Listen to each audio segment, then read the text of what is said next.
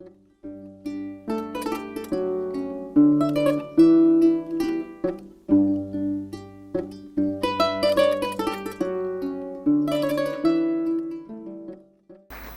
we're going to have the presentations 10 minutes each.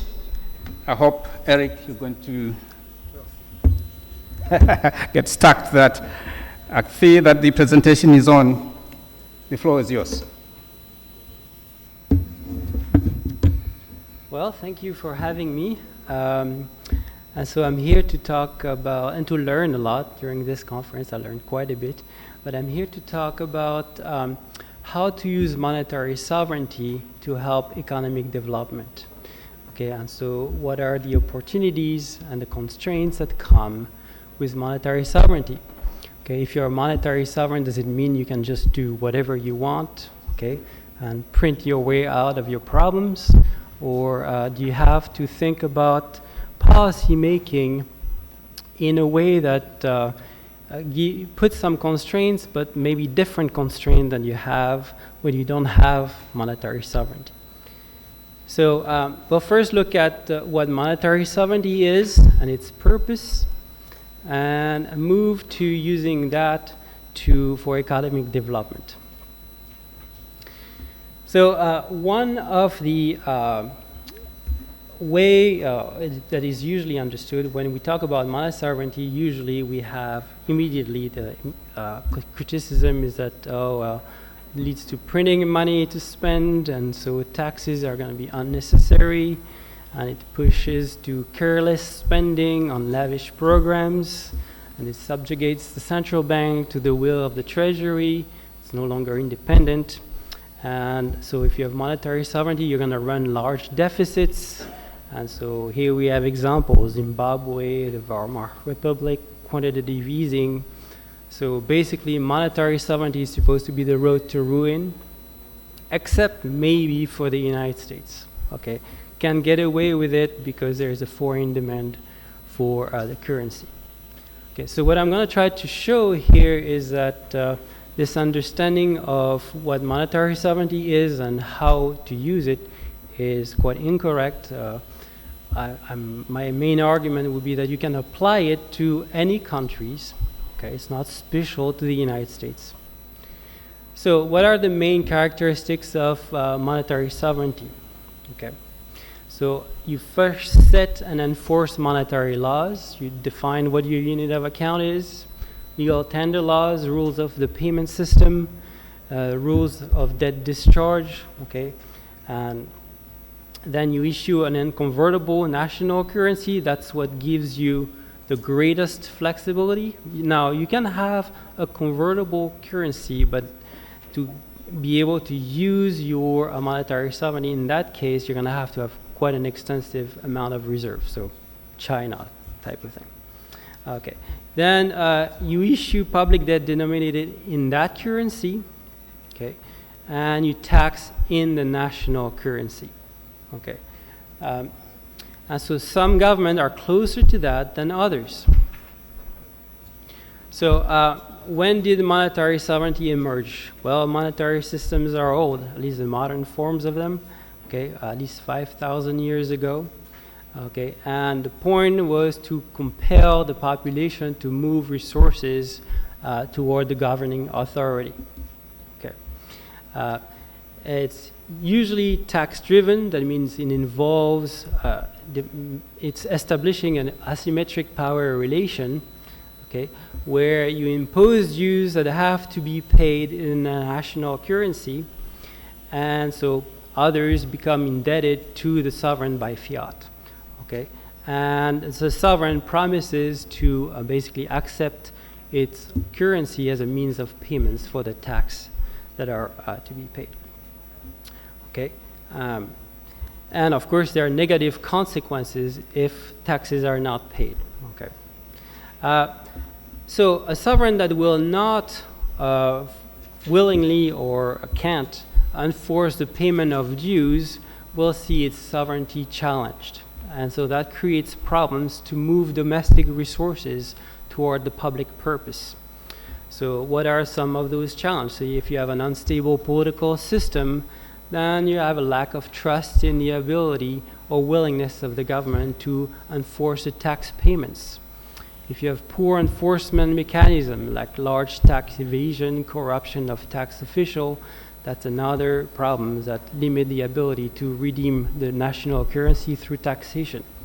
If you can't track economic transactions, then you have a large informal sector that will also diminish the ability to use a national domestic system to move resources for the public purpose. Okay. Now, some sovereigns have a political power that extends beyond their own territory, and in that case, it's easier to move resources even far beyond national domestic resources. But for a lot of developing economy, they have the issue of first making sure that there is enough demand in their country to do whatever the public purpose is. How is that monetary sovereignty implemented?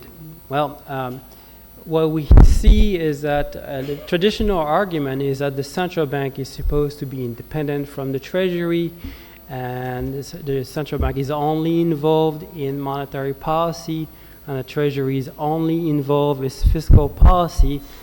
What you observe in reality for a sovereign, monetarily sovereign government is that there is heavy coordination, financial coordinations between the two entities.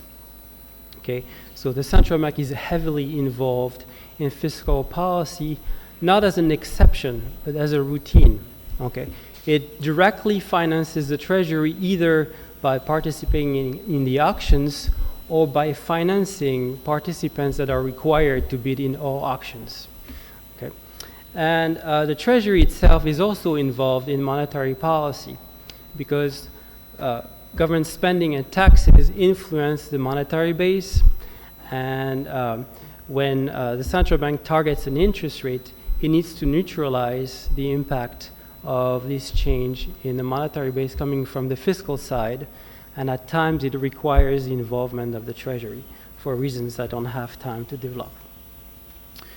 So in that case, you don't have financial constraints on the transaction done in the domestic currency. So you can afford to buy anything for sale as long as it's denominated in your own currency. So here is Keynes in 1940. A government which has control over the banking and currency system can always find the cash to pay for its purchases of home-produced goods. Okay, so it's clearly talking about domestic resources.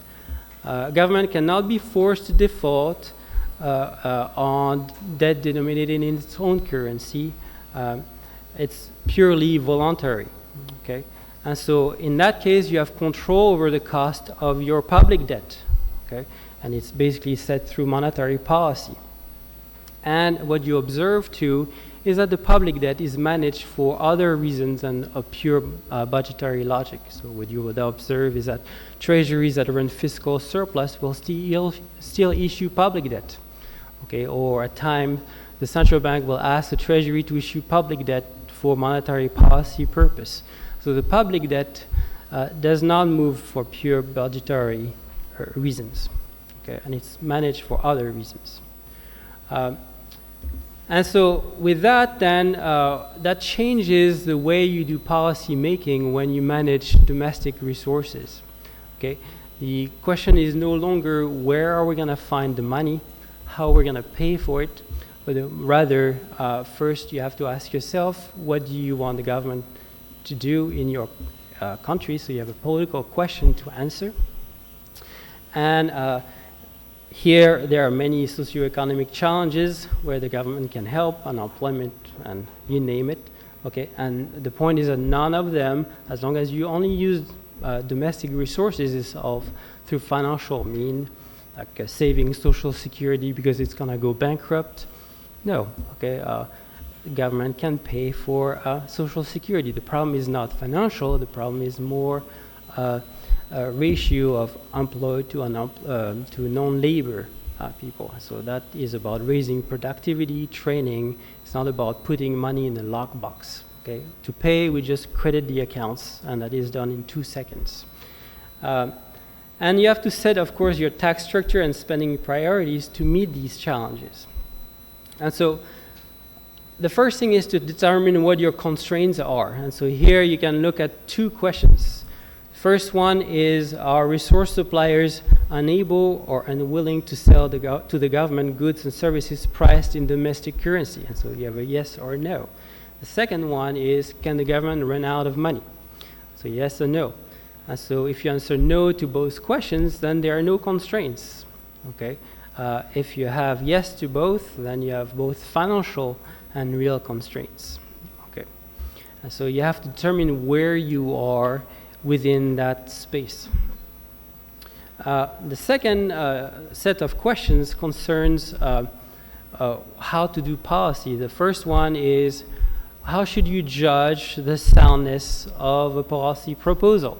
So here you have two criteria. You have the sound finance pay-go metrics. So deficits are intrinsically bad. Okay, they reflect insolvency. The government is like a household, and so you have to balance your budget. And the other one is functional finance. You look at what the program you want to do and how it's going to impact the economy, and the soundness is based on, does your program achieve whatever it is you want to do? And then you have a financial practice, which is, does the Treasury do the Treasury and Central Bank coordinate? And if they coordinate or not, you have different response. So most government today are heavy coordination, okay, and they use sound finance. So MMT that we have heard sometimes coordinate, but you use functional finance metrics and resource metrics rather than pay-go metrics.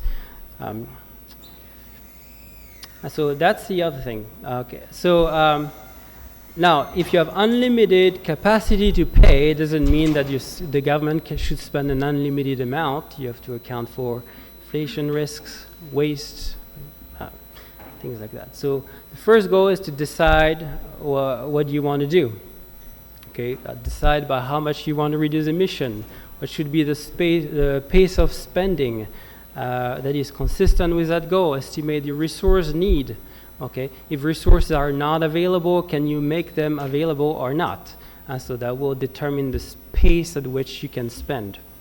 Okay, but at no point the discussion about how much to spend is going to be about, can you raise the revenue to match the spending? Okay, and trying to balance the budget. The fiscal balance is basically not under the control of government, because you have automatic stabilizers that are going to work against you. If you are a policy maker and you come and you're elected to at the budget committee, you'll see very quickly that most spending is non-discretionary. And taxes, you have absolutely zero impact. You can set the tax rate, but you cannot set the revenue people earn. That is dependent on the business cycle.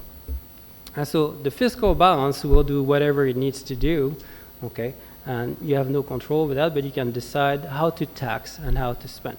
So I'll move quickly to how that plays out to manage domestic resources. So the first thing you have to do is expand the demand for the currency, okay? And so you have to increase the reach of taxation by better tracking informal sectors. So set up a payment system in such a way that you can track payments that are made in the informal sector. Okay, we have an example of that in India recently. You try to target to use the unused resources. You don't want to compete with private sector. You want to use unused resources, unemployed teachers, unemployed builders, unused wood, whatever resources you have domestically to increase your productive capacities. Okay, and so the point is to do the most with what you have on the home soil first. Okay, and so try to develop projects that use little to no foreign input. Okay, and so work on that. Now, for if you have to use external resources, okay, so here the broad point is, well, you want to have developed collaborations, and we have heard a lot about that in the presentation. Okay, have a more solidarity approach, okay, and a broad approach where you try to develop import substitutes for key strategy, for key activities. You have to have capital and trade control if needed, so you want to make sure that the amount of reserves you have is directed toward the critical sectors you want to develop.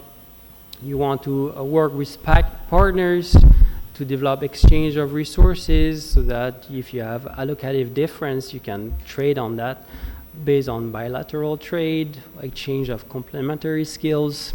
You can go as far as the end of World War II style one-way transfer, okay, when the United States, at the end of war, basically United States provided one-way transfer to Europe and rebuild Europe, okay, and cancel the public debt. Okay. So, and avoid issuing public debt denominated in a foreign currency. So the overall logic is summarized in this small graph. So the dark orange area are all your potential domestic resources that are available, okay? And for a lot of developing economies, the problem is that monetary sovereignty needs to be able to be expanded and to be able to use all domestic resources by creating a greater demand for the national currency. And once you're there, then you have external resources that require solidarity, collaborations, export promotion, and import substitutions. Okay, I'll stop here. Thank you.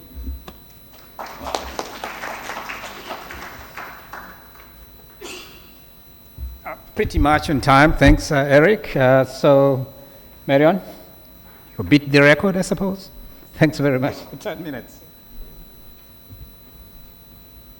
Okay, I'm not so great at diagrams, but what I'm saying, my paper follows on Thandika Mkandawire's work, where he talks about the need to integrate or the need to couple or link social and economic policy.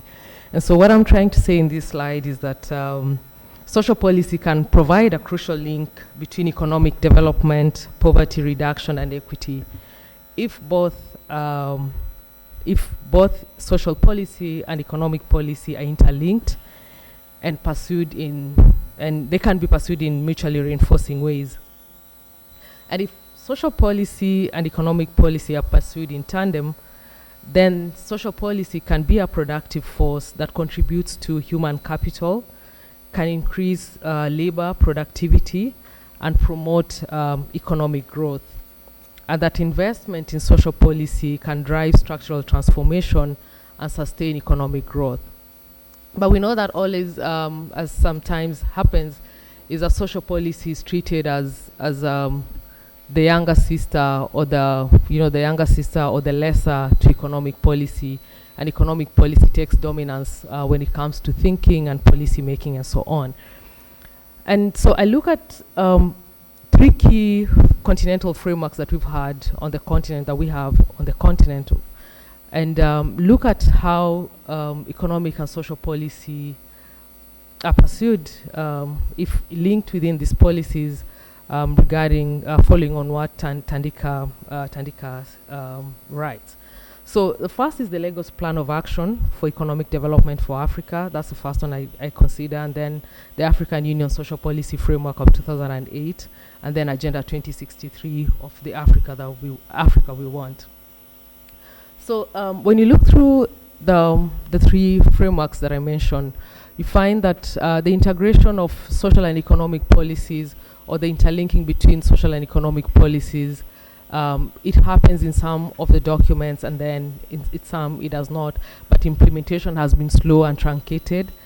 And this is largely due to the different ideologies or the different forces that have been at play at the different times when the frameworks are being developed.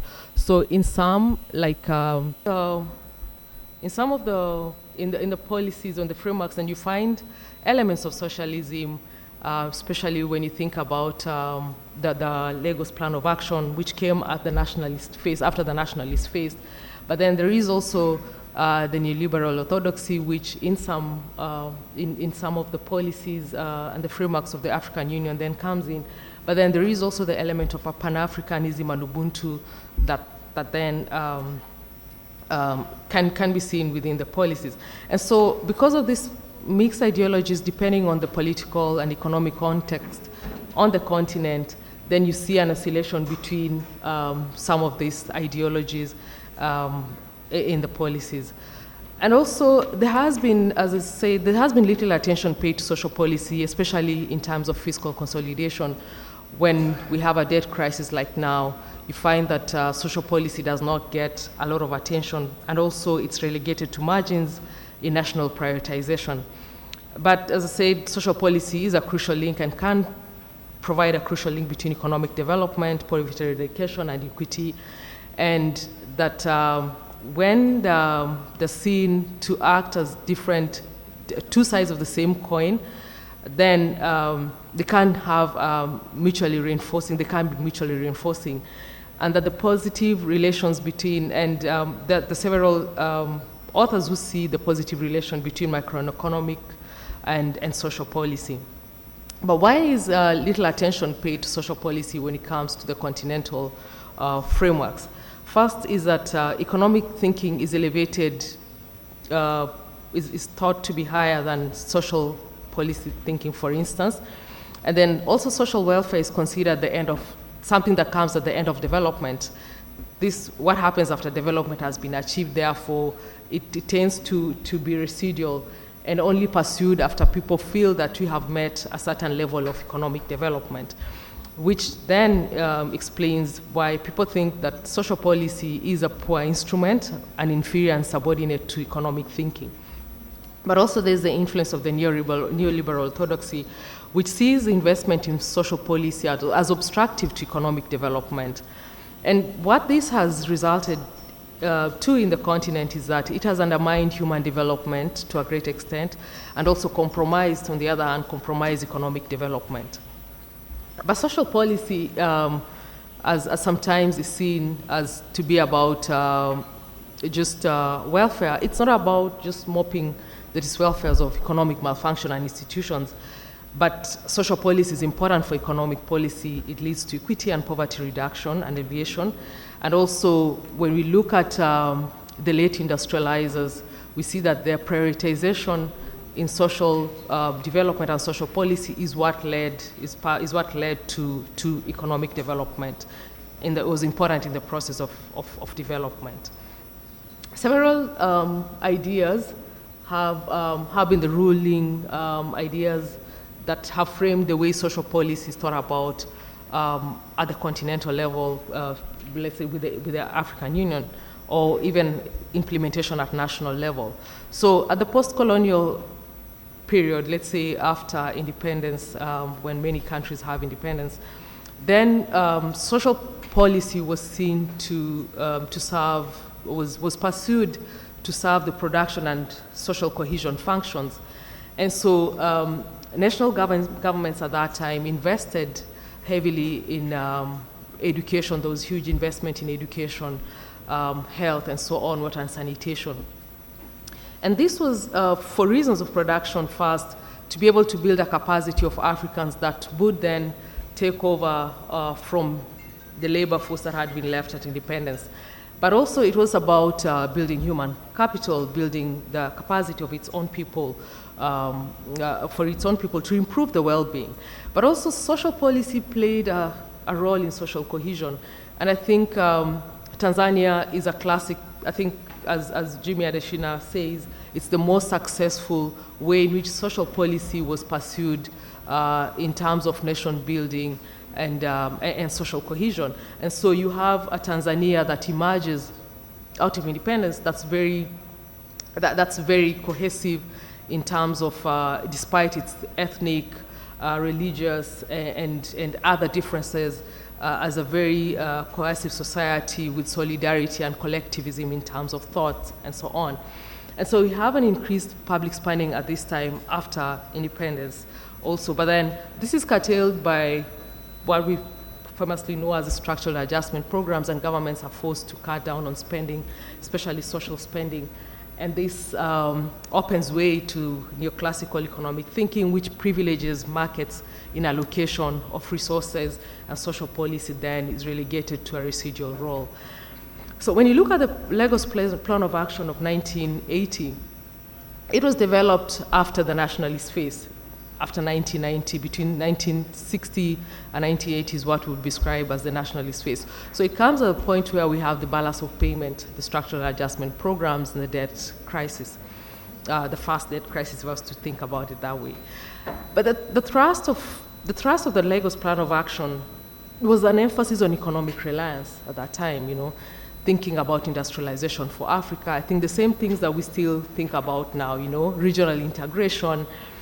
But then the plan of action relegated social policy while giving primacy to economic policy. Yes, agricultural development was seen as important, but there was little reference to development of welfare systems. And it was based on the trickle-down economic thinking that industrialization and integration would eventually lead to a better well-being or improved well-being amongst Africans, and it failed to provide a strong link for social and economic policy. But what is fundamental in the document, I think, for our discussions and for this is that it saw the need for accelerated growth and sovereignty in terms of, Pan-Africanism, and thinking about sovereignty was really an underlying philosophy within the document. After that, then, the second document I look at is the AU Social Policy Framework, which then was developed, I think, in my memory is not sound. 2000, I think it was 2002 is when it was adopted, and the AU Social Policy Framework is not talked about a lot, and yet it was, I think, in my view, one of the most fundamental documents in terms of advancing social policy in Africa. It was very clear that social development was not subordinate to economic growth, and it moved within the AU Social SPF, as it's known. You could see the thrust on social development, the real need for social development. And this came after the adjustment phase, when African countries are coming out of structural adjustment programs one. And so there was a justification that social development has to be a goal for the African continent in its own right. It acknowledges the silence of economic growth in social development, but not exclusively, but not enough to be able to address the social economic challenges. Priority was on social spending, as was seen as necessary. But this also, the SPF, the thing that happened with the SPF is it was developed at the time when there was the push for adoption of cash transfers across the continent. And so cash transfers and the idea of cash transfers as the most dominant form of social provision took over the SPF, and implementation was curtailed. And lastly, the Agenda 2063 of the Africa we want, it's also quite strong on aspects of social policy, acknowledging that rapid economic growth has failed to translate into poverty reduction on the continent, and there is not sufficient human well-being and human welfare improvement. It highlights the centrality of social policy, and the thrust of the document is on the balance of inclusive growth, thinking about infrastructure, development, governance, but also human development. And also the intention of pursuit for an integrated approach to social policy, recognizing the linkage between economic growth and social policy, and offers a strong implicit linkage because that links economic transformation as requiring investment in human capital, welfare, and social cohesion. The Agenda 2063 is holistic, it's future-oriented, and also the link that it has between the integration, economic, and the political transformation for the continent. But some have said that it is quite ambitious, and also the governance structures or the implementation structures and also the evaluation structures are not there to see to what extent social policy is being pursued. So the challenges of the AU, if I was to talk about the challenges that have come, this is the last one, the challenges that have come with the different frameworks that we've had at the AU, is that there has been the dominance of neoliberal thinking in many ways that then has delinked social and economic policy.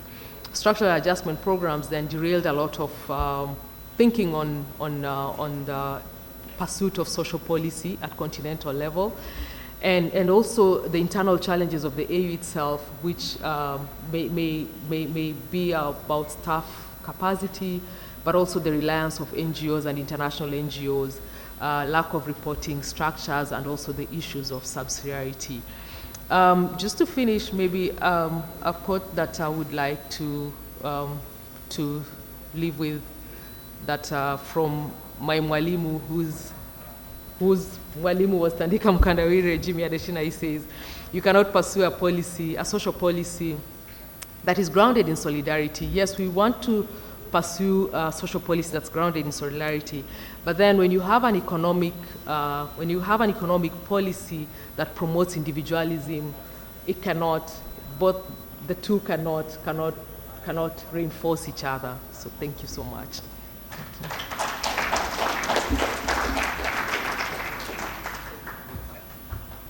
Thanks very much. Obviously, quite hard on time, so we're going to have to push it. Anna, thanks. I'll do my best. Is the microphone okay? Check that first, okay. So I'll try and stay here. So, free movement of people is one dimension of the African Regional Integration Index. And I'm going to discuss its entanglements with the international migration regime. The regional focus is on West Africa and the Maghreb in the context of militarism and the breakdown of regional integration as outlined by Madame Aminata Traoré at the opening roundtable. And her book, L'Afrique humiliée, has been a major influence on migration research over almost 20 years.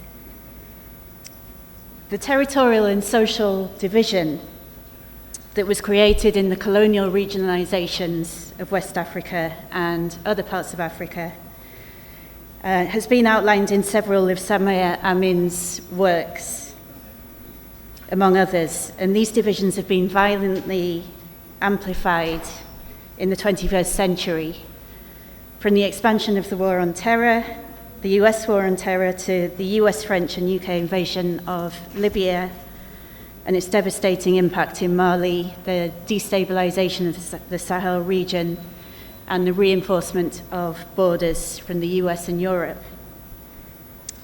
With the understanding that imperialism is not only about the wealth of powers, but also it's a social relation, incorporating ideological domination, this arc of destruction has been driven by the West. So I'm going to set out the scope and argument of the working paper, and then I'll elaborate on some of these points over the next 10 minutes. First, institutional approaches to freedom of movement, the free movement element of regional integration are dominated by the EU, European states, the US, the International Organization for Migration, and other institutions in IOM service to its donor states and to global capital. These states and institutions, secondly, promote and evaluate regional integration, producing contradictions. And these contradictions would be incomprehensible were it not for the doublespeak also found in development policies, which are led by the international financial institutions. De-integration is the political arm of economic dependency. So third, migration and border policies present a contemporary form of structural adjustment by which the internalization of European borders is a condition of aid to indebted countries. Its paradigm of population fanaticism is concealed within neoclassical economics and other superficial metrics.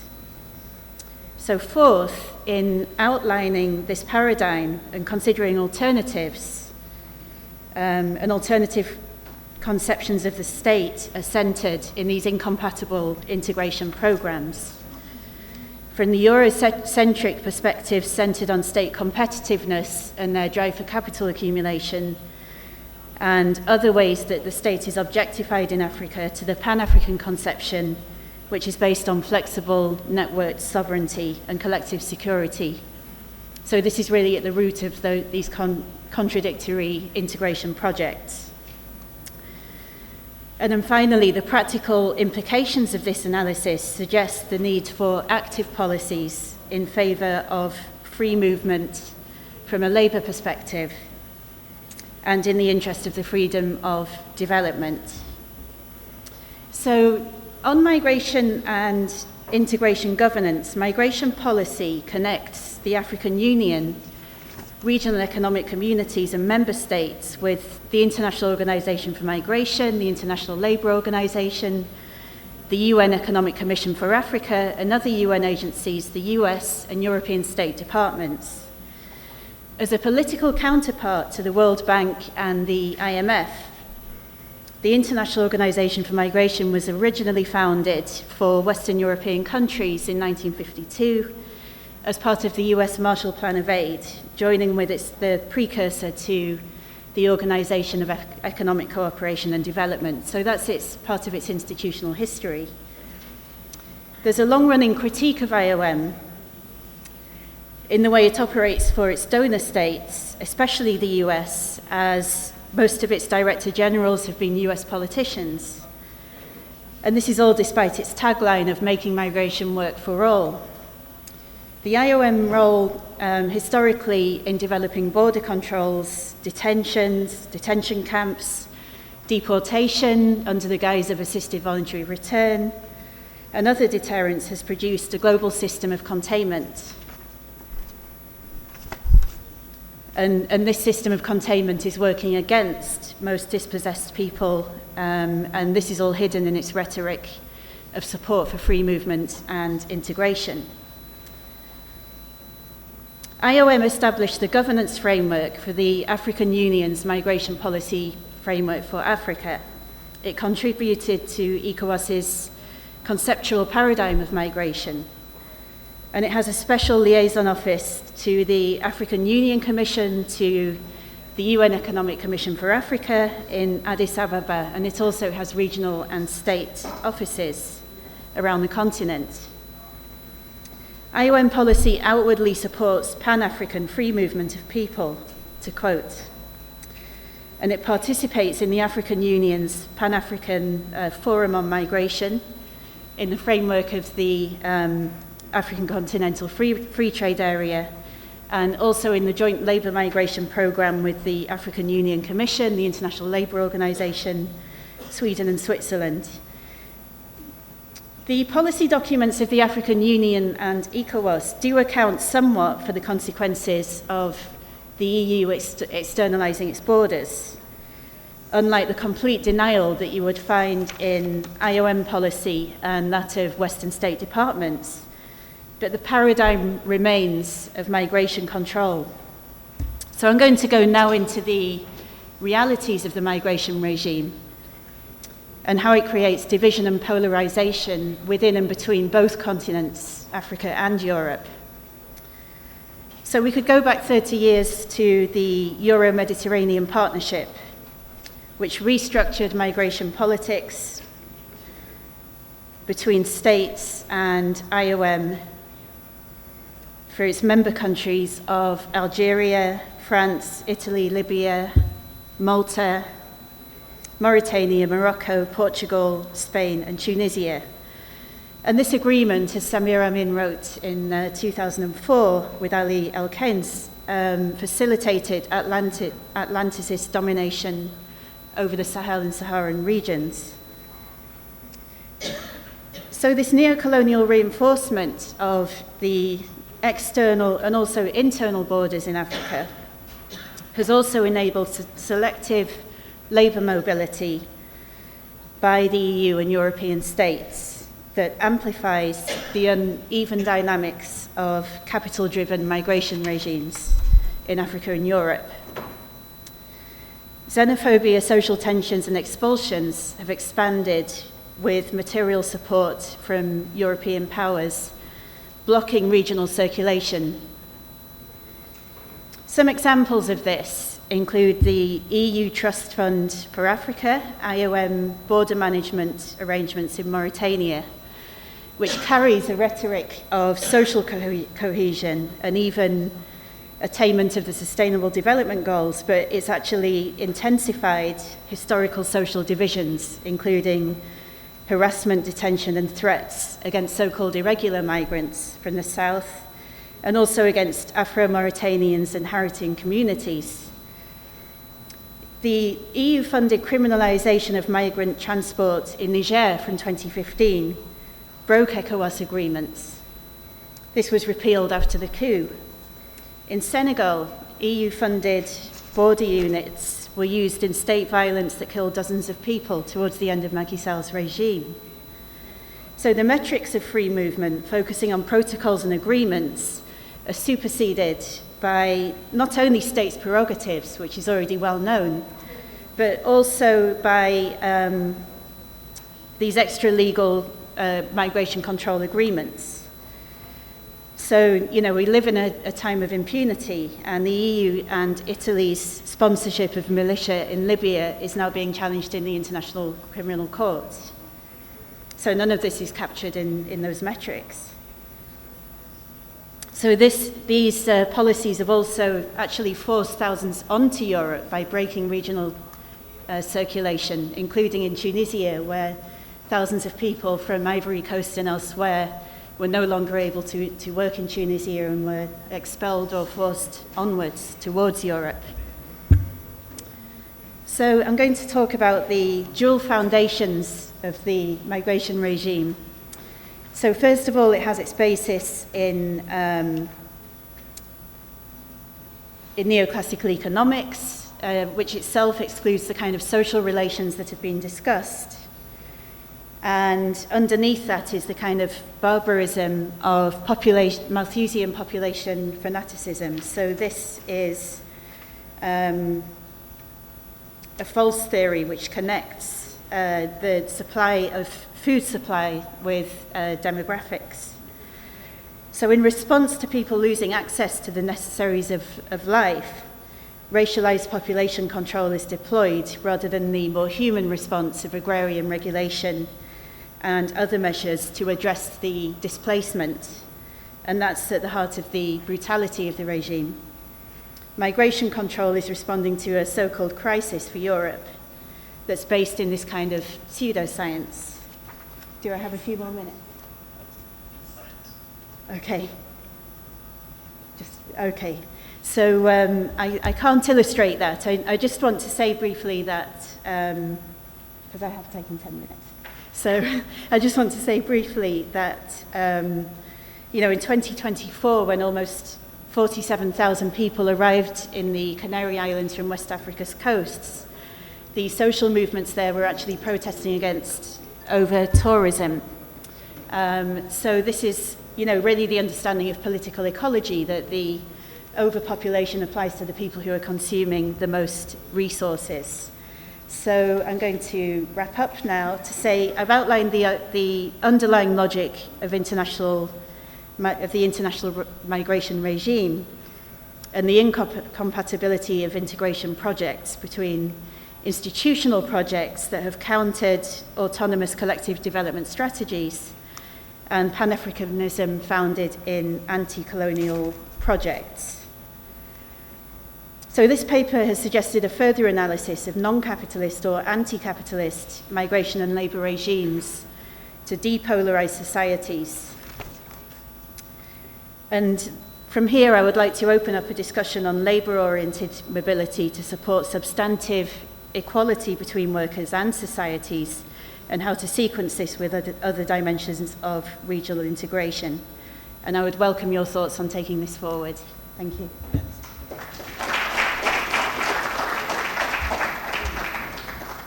completely run out of time, but as a matter of courtesy, may we just allow 3 questions that should be very short, clear, and to the point. Thank you. I have a question for the first panelist about monetary policy as well. And I'm curious, I'd like to hear from you, what would it take for African countries, given where we are, to adopt such a monetary policy which would lead to the kind of sovereignty that you talked about and would enable the kinds of development policy that you also referred to? And can you think of examples where African countries have attempted this either historically or in current day? And what are the constraints that they face, if there are any? Thanks. So my question also goes to Eric concerning the monetary. He did mention that the government is like the household where they need to balance the budget. But it looks like there's a difference. The government has the infinite ability to print money. The household hasn't got that. So what is the difference there? And also concerning taxation, and the way you explain as if, well, you need, when the government spends, it needs taxation to balance. But in real world, governments do not need taxes to balance their budget. They spend as much as they can borrow and print money. The budget only, the taxes only come at the end, whether they report it or not. So it doesn't make the deficit a problem, depending on where you are looking it from. So basically, to look at the taxes and spending, whether those 2 angles really balances. Thank you. Allô? Merci beaucoup. Moi, je vous nomme Papis Diabou. J'aimerais juste partager ma contribution et poser une question à Anna pour sa brillante présentation. J'aimerais d'abord remercier les organisateurs de cette conférence. La question de la migration m'intéresse beaucoup parce qu'en fait, la migration est par nature un phénomène naturel. Et nous sommes tous des migrants. Et le problème en est que le droit des migrants est tout le temps violé, surtout pour les pays sous-développés. Et nous assistons à tous les jours la violation de leurs droits. Et par contre, aujourd'hui, les migrants, dans la politique migratoire au Sénégal, on parlait de migration clandestine. Et la société civile a pu lutter pour qu'on enlève le mot clandestine parce que les migrants sont souvent victimes d'un système. Donc il fallait travailler pour qu'on accepte le concept de la migration irrégulière. Donc, sur la question de la migration irrégulière, on a vu souvent nous, par exemple, au Sénégal, pour voyager dans une région, ceux qui sont à Ziguinchor peuvent en témoigner. Ils sont obligés de prendre vos empreintes en traversant un pays. Et ce qui fait qu'aujourd'hui, la sécurité frontière souvent oblige cela. Parce qu'aujourd'hui, nous sommes dans un monde où l'insécurité est devenue l'insécurité est devenue une menace.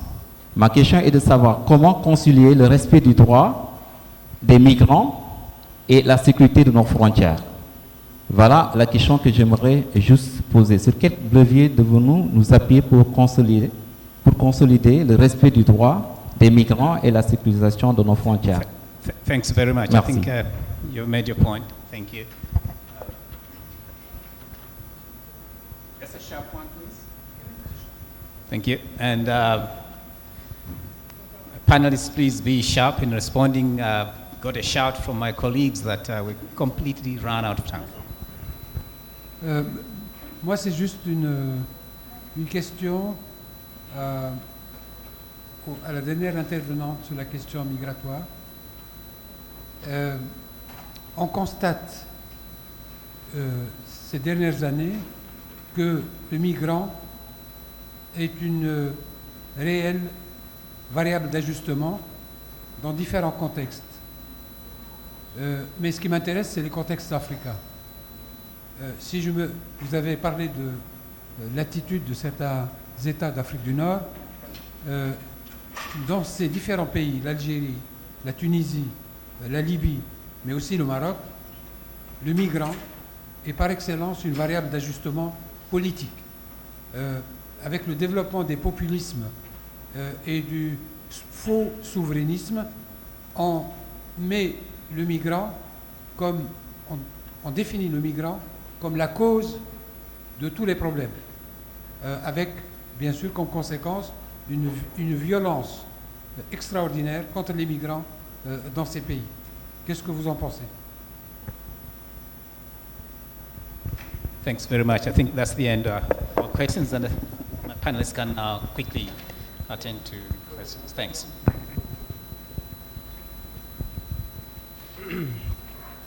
I guess I'll take them in reverse order. I didn't say the households and government are the same. I say they're different.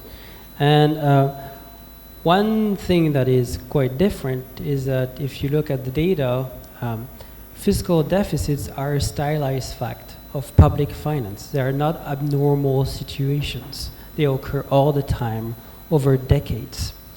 And so the first question you have to ask yourself is, how is it possible for government to run deficits and usually get by without having financial crisis?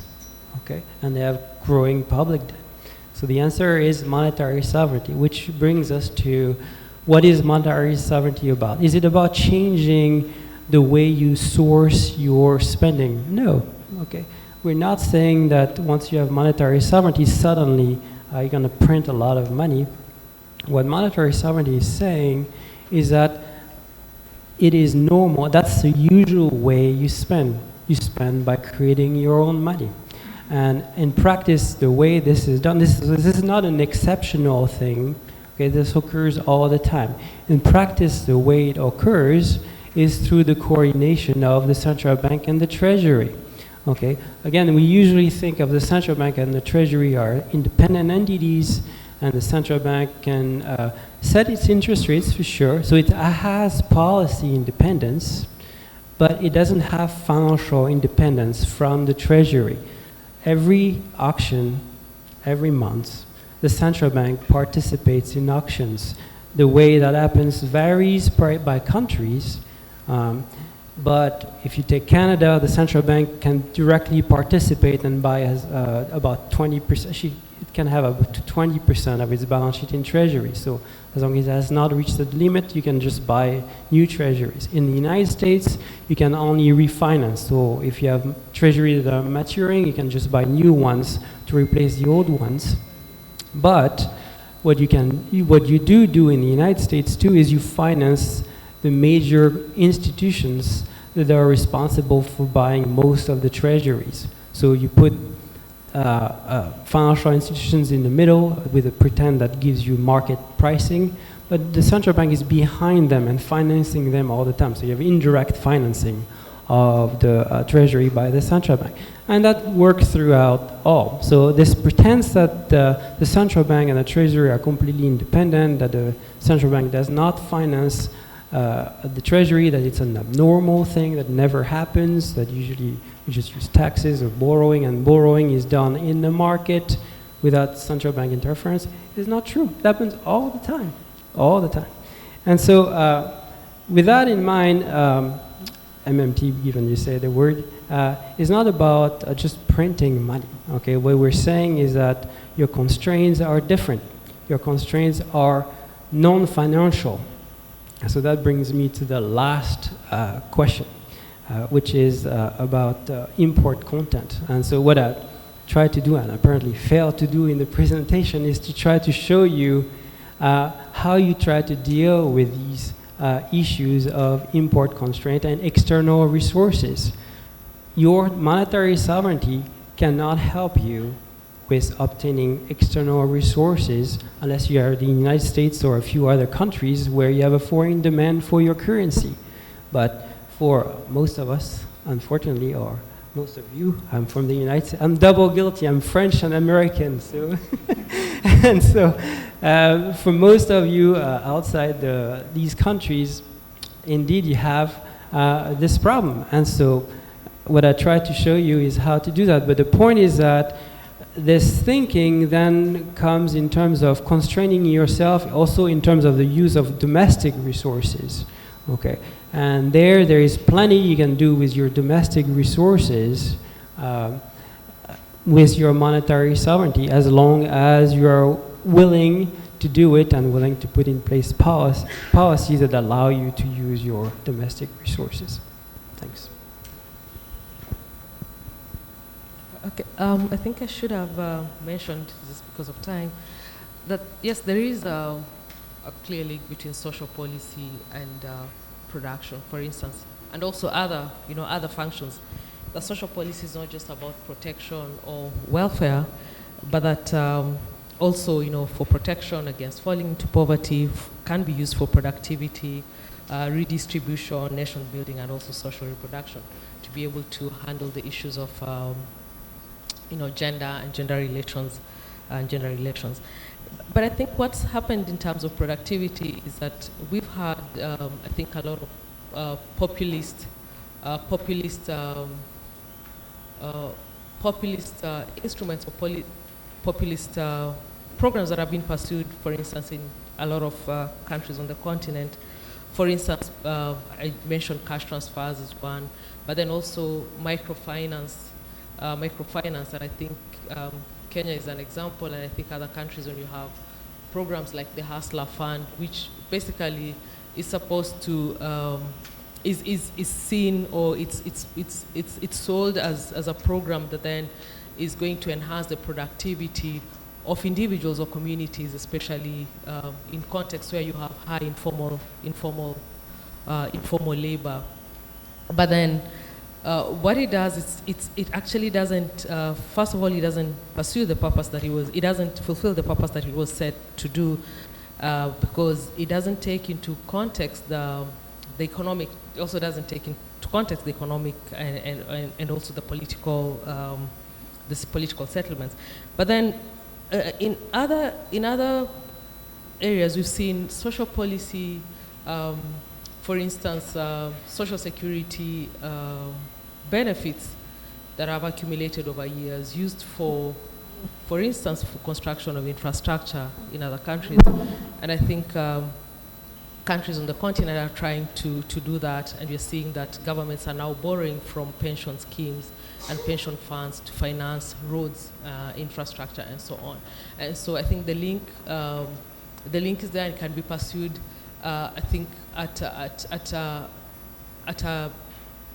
better scale, with better, at a better scale than just the individual or individual microloans and so on. But also, I think there is the place of thinking about it as a wider vision of national productivity and beyond small loans and so on. I don't know whether I've answered right, but yeah.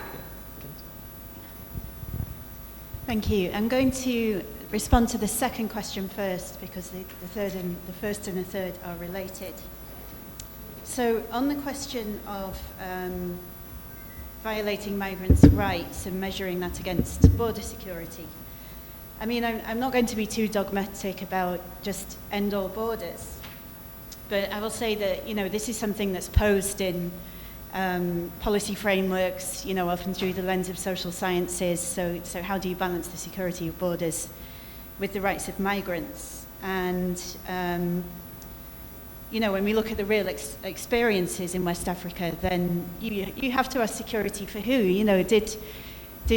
Was it necessary to have 9 new border posts between Senegal and Mauritania? Who did they benefit, and how were they traded off against the security of either state? So, when it comes with EU funding, then it's not really for the sovereignty of African countries. So, how to manage that. It's also a question of political economy, and of the importance of historicizing the borders and, managing them in the current conjuncture within regional integration plans and so on. So how that's done is really the prerogative of states, through the kind of state concepts that have been discussed. So on the question of the reserve army and the pressure on wages, I mean, I couldn't really touch on this, but, you know, I suppose an underlying drive of the migration regime is that European and US economies rely on having a reserve of labour to work in the most essential areas, you know, like care, medical services, food production, and so on. So they deliberately use migration to put pressure on wages, and one of the biggest challenges for the left in those societies is to encourage an internationalism that prevents these kind of contradictions, you know, between different groups of workers. And it's actually in everyone's interest to end the imperialism that drives this kind of migration, because then wages are going to be better everywhere. But I don't want to say, you know, even as a Marxist, that the reserve army is the only logic of the migration regime, because I think it is also about social relations, which brings us to the third question about populism and the political aspects. And here it's important to recognize the political economy of this populism, that there is really quite a strong correlation with populism and the state project, you know, whether that's capital accumulation. And as austerity goes up, then populism and anti-migrant rhetoric goes up. And we see this in European states, but we also see it in African states. And, you know, we can even look at the difference between the previous regime in Senegal and the current one, and how the end of Macky Sall's regime ended up with increasing social division. So, you know, as states neoliberalize, then a consequence of that is populism, and that's why it's important to get to the material basis of this, you know, rather than kind of condemning all these, you know, kind of nationalist perspectives. We get underneath the causes of this to try and challenge it, and ultimately to encourage labour internationalism for the benefit of most people. So I'll stop there. Thanks very much, colleagues. Please, a round of applause for the team.